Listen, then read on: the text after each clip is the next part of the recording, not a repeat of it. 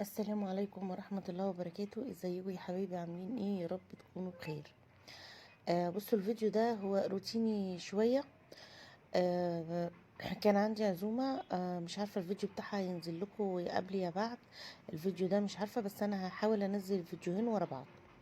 كان عندي عزومة، ودي نتيجة العزومة. طبعا كل الحلل بكل الحاجات كانت برا. مسكت المطبخ انا بصراحة. بعد العزومة كان حالته صعبة جدا. مسكت غسلت طبعا كل المواعين. انا عندي غسالة اطباق، رصيت فيها كل الاطباق والكوبايات والكاسات والمعالق. هي صراحة بتلم حاجات كتير جدا، الرفايع كتير جدا جدا اللي احنا بنستعملها. هي بصراحة بتلمها وبتخليها زي الفل، وما فيش ريحة زفارة، وبتبقى المواعين زي القشطة. تمام كده. مسكت طبعا البوتاجاز، ومسكت كل الحاجات اللي انتوا ممكن تتخيلوها. هي الغسالة البيضة دي. كل الحاجات اللي انتوا ممكن تتخيلوها. مسكتها غسلتها، حتى بتوع الشاي وبتوع القهوة والسكر وكل الحاجات انا مسكتها غسلتها. تمام كده.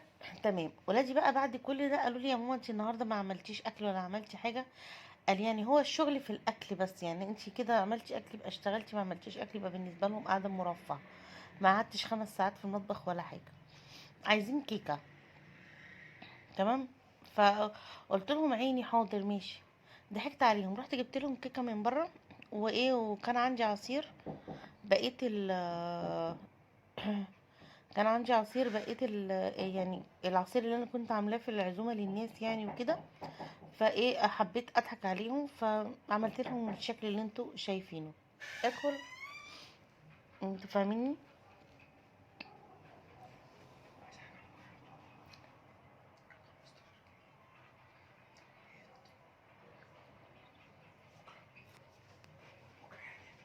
اه. تمام كده. طبعا هنا قطعنا الكيك زي ما انتوا شايفينه. انا ما يعني انا اصلا ما بحبش الكيك اللي هو من الشارع، يعني ما ولا حتى من اي مكان. يعني ما كنتش انا اللي عاملاه في البيت بصراحه، مش باكله.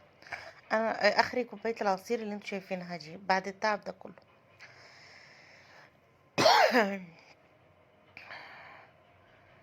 هنا مسكت العصير، صبيته وخرجته لهم. ضحكت عليهم، اكلتهم برضو كيك واديتهم عصير وظبطتهم على الاخر.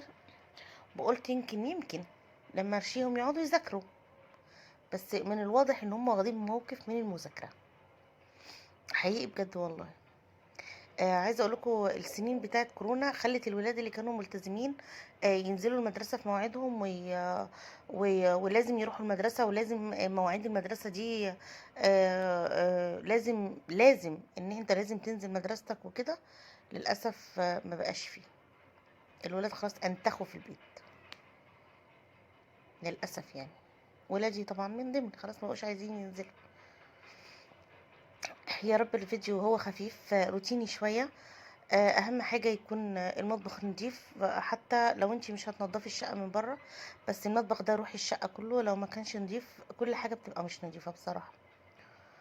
بحبكم في الله. ما تنسونيش في اللايك والشير.